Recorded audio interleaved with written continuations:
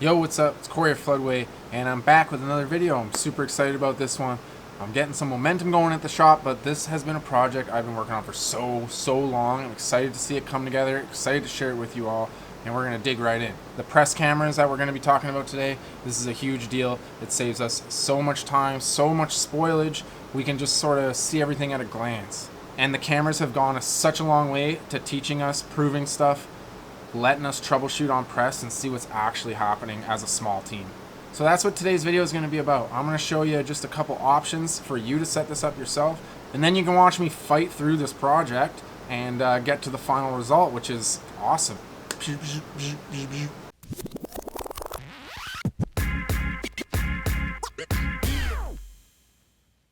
So I don't know about you, but when I'm printing on one of these automatic presses, there is a lot to keep track of. And we're a small shop, like your average shop, I would think, where we don't have a loader, an unloader, a manager walking around, someone catching shirts. Anytime you're stopping for ink or to see what your flash got to and stuff like that, that's so much time, so much frustration, so much even extra variables you're building into the process by not being able to see what's going on live. Like, you can set the temperature on these probe flashes, but that doesn't mean that it's gonna get that amount of heat. It might get 20 or 30 degrees more is what we're seeing. So being able to see that live, what it's doing when you're actually printing, just, it's so much easier than just thinking it needs to be hotter because the ink was still wet. That's not always the case. This is, I think it comes from like a water-based shop thing. Water-based inks, you know, you gotta watch the ink levels, make sure they're not drying on the press, blah, blah, blah. The first shop I think I saw with a proper setup was Twin City Tees in Minneapolis. But shout out to Alex from Twin City Tees. He's always been cool to me the few times we have chat. So anyway, that's one of the first places I saw it, and it kind of was just this back burner idea, like forever. We have a camera kind of pointed at the operator at the display. The reason for this is during training, everybody I've ever trained, including myself, you just don't believe that you didn't push a button or something. You don't understand why it printed that platen when it shouldn't have. And having this camera behind the screen is so good. It just, like, it is proven, you know, that you didn't hit last piece in time or you hit it one step early. It'll just show you that, and it's just a good reality check. And it was born out of a rock glitch. Actually, this is a really good side story. So like I said, we have security cameras, but the first one I really put in production was on the press. And it was so that I could see these sort of glitches, right? These multi-print glitches, these last piece glitches and stuff like that. I had reported this to Rock, like, my press is double indexing, and they basically didn't believe me. Like, I don't know how to put this. It's not like they didn't believe me. I can get why they didn't believe me, because like I just said with the cameras, most of the time it is operator error. I was able to show it to Rock, be like, hey, my press is double indexing, and then we have to go back and forth, you know, a bunch of times. And then they actually did get back to me with a program that was updated and got rid of this glitch. There was a real multi-print glitch, hundreds of dollars of spoilage. We got it fixed. That's the first press camera. It was just on this press to see what was going on, to prove this glitch. And it's come in handy so much with just operator training and stuff like that. Like, let's just go back and see. Let's see if you pushed it on time or not, because you can learn from that reflection really easily. It's done so much for us.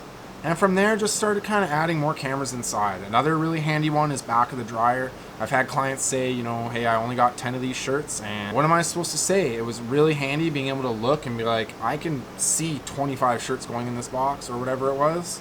Maybe something else happened. In that case, I didn't update some new quantities and they approved it with the wrong quantities, and that was the whole story. But without the cameras, it's kind of just like, how the heck are we missing 5 extra larges? I don't get what you're saying.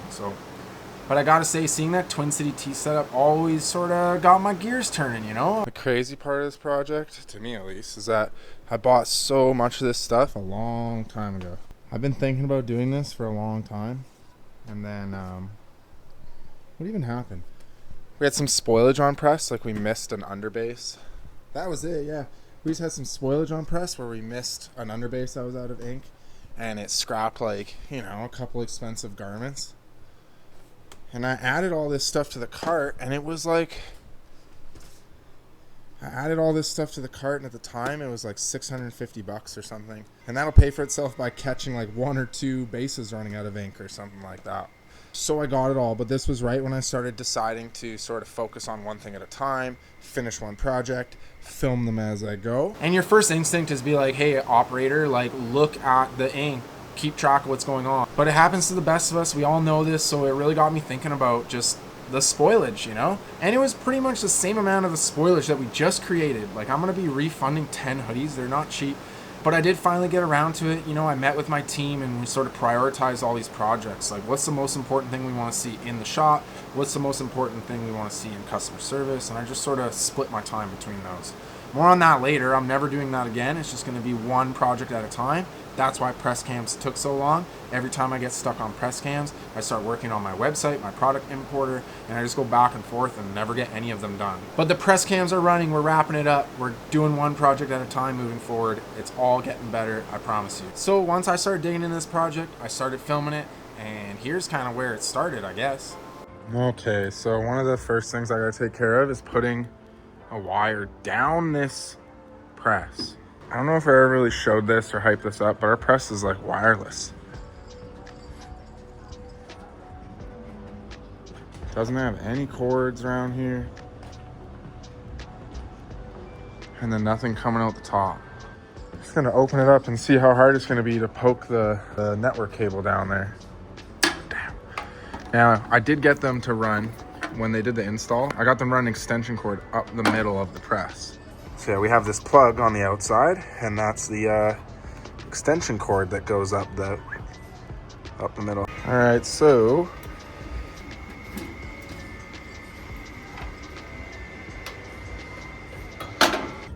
there's the plug. See that? So you might be wondering why I am pulling a cord down the middle of my press, and that brings us to all the options, the different ways to hook these cameras up. So like I said, I have a lot of cameras already. They're all hardwired into the shop. The reason for that is mostly just security, reliability. There's no Wi-Fi interference. There's way less lag. It's better frame rates, better motion detection, better recording. We can record all these cameras in the shop.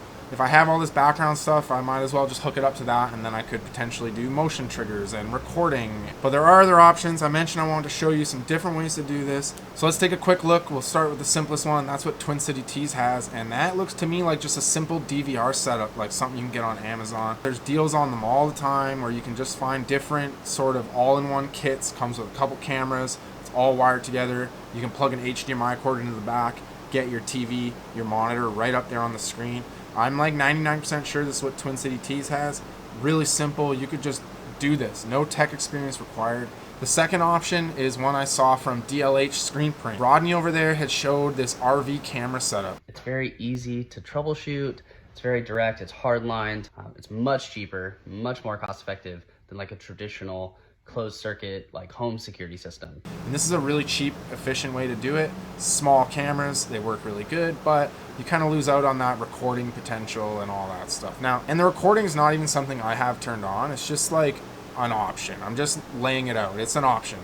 I think that the RV camera setup that Rodney has here is probably the best bet if you want to just jump into this. If you don't have any other security cameras and stuff like that, this is probably the simplest way and the cheapest way to get small cameras on your press, be able to see what's going on. And then you get like 80% of the value of this improvement with like 20% of the effort, 20% of the budget. It's all good. Third, like a less popular way I've seen is if you have Wyze cameras, you know, the wireless ones, you can just get a wireless Wi-Fi camera, put it on like a magnet or something, click it on your press. But the main reason I didn't go for Wi-Fi is just, like I said, the reliability issue, the lag on it. It's going to be more than a second or two behind. It's just not going to be as dialed as you want it to. And if they're not running on batteries, they need power anyway. They need a cord anyway. A lot of the setup for me to run this cord ends up being really similar to the amount of work you'd have to do to plug in a USB Wi-Fi camera or do all this other stuff. So I started trying to run this network cord up the press. It did not go well. I gave up almost immediately. Okay, that was actually terrible. I'm not going to be able to get that cord down there without first like consulting a rock expert about how the heck to do this, because I don't know, I didn't get very far, got kind of sweaty and annoyed, didn't want to break anything else. I don't know, I think I'm gonna just run this cord ugly so I can start testing camera placements and pull the cords when I pull all the rest of the cords for the cameras. Yeah, we'll see. I really just want to get it going, you know, even if it looks crappy. The principle here is a good one. It's anything worth doing is worth doing poorly. What if it's absolutely terrible having it up there? What if this whole setup is terrible? I don't know. What if it just doesn't work?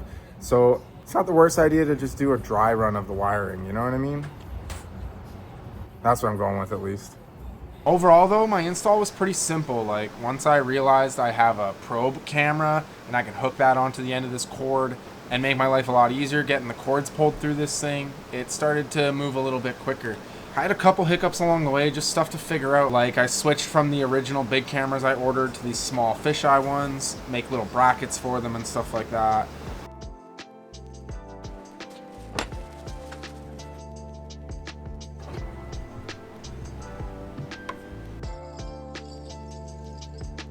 And then all the rest of the cable management, pulling all the cables through, was definitely a bit of a mission. Original wiring that we did is so bad.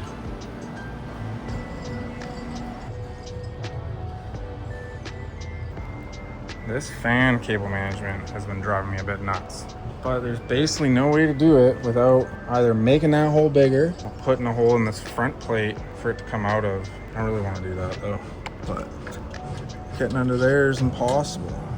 Maybe we put in the side instead.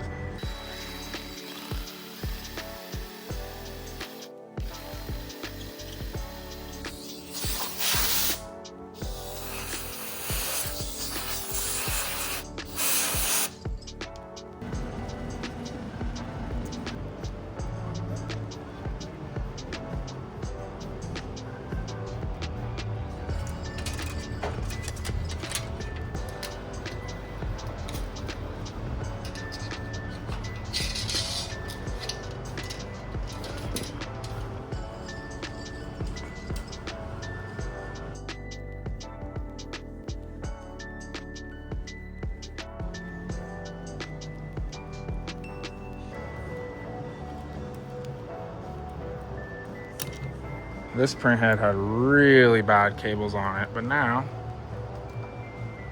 it's beautiful. It's got nothing. The camera's tucked, and then the power is tucked as well. It was just a lot of adding the cameras, optimizing my camera system to show them, you know, getting the monitor set up on the press, being able to show these cameras, and just try and have it be quick and reduce the lag as much as I could. So just this huge list of stuff I've been going through one by one to bring this project together, get everything kind of going good. We've been going through a couple iterations of where to put the screen and how to do the monitors and stuff like that, but it's looking really great.